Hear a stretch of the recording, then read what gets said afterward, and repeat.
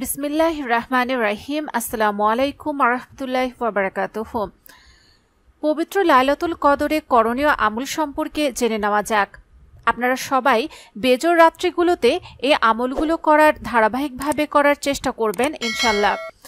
রাত্রিটি যদি লাইলাতুল কদরের রাত হয়ে যায় তাহলে আপনাদের এই আমলের সওয়াবগুলো 84 বছরের অধিক সময় পর্যন্ত লেখা হতে থাকবে ইনশাআল্লাহ। অজু করে এসে 2 রাকাত তাহিয়াতুল ওযুর নামাজ আদায় করুন। এই নামাজ নিয়মিত আদায় করলে মহান আল্লাহ তাআলা পূর্বের সমস্ত সগীরা গুনাহ মাফ করে দেন। সবাই কমেন্টসে সুবহানাল্লাহ লিখে যাবেন। এশার নামাজ আদায় করে 20 রাকাত তারাবি এবং মধ্যরাত্রিতে 3 রাকাত বিতর নামাজ আদায় করা।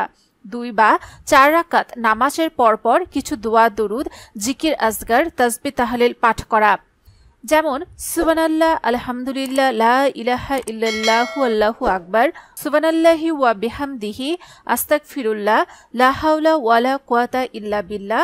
প্রতিটি তাসবিহ কমপক্ষে 100 বার করে পড়তে পারেন। অধিক পরিমাণে দরুদ শরীফ পাঠ করা। এক্ষেত্রে কিছু সংক্ষিপ্ত দরুদ হচ্ছে আল্লাহুম্মা সাল্লি আলা মুহাম্মদ ওয়া আলা আলি মুহাম্মদ সাল্লাল্লাহু আলাইহি ওয়াসাল্লাম। ভিডিওটি ভালো লাগলে অবশ্যই লাইক দিবেন। যারা এখনো আমাদের চ্যানেলটিকে সাবস্ক্রাইব করেননি অবশ্যই আমাদের চ্যানেলটিকে সাবস্ক্রাইব করে রাখুন। আপনি যদি ফেসবুক থেকে আমাদের ভিডিওটি দেখে থাকেন তাহলে অবশ্যই আমাদের পেজটিকে ফলো করে রাখুন।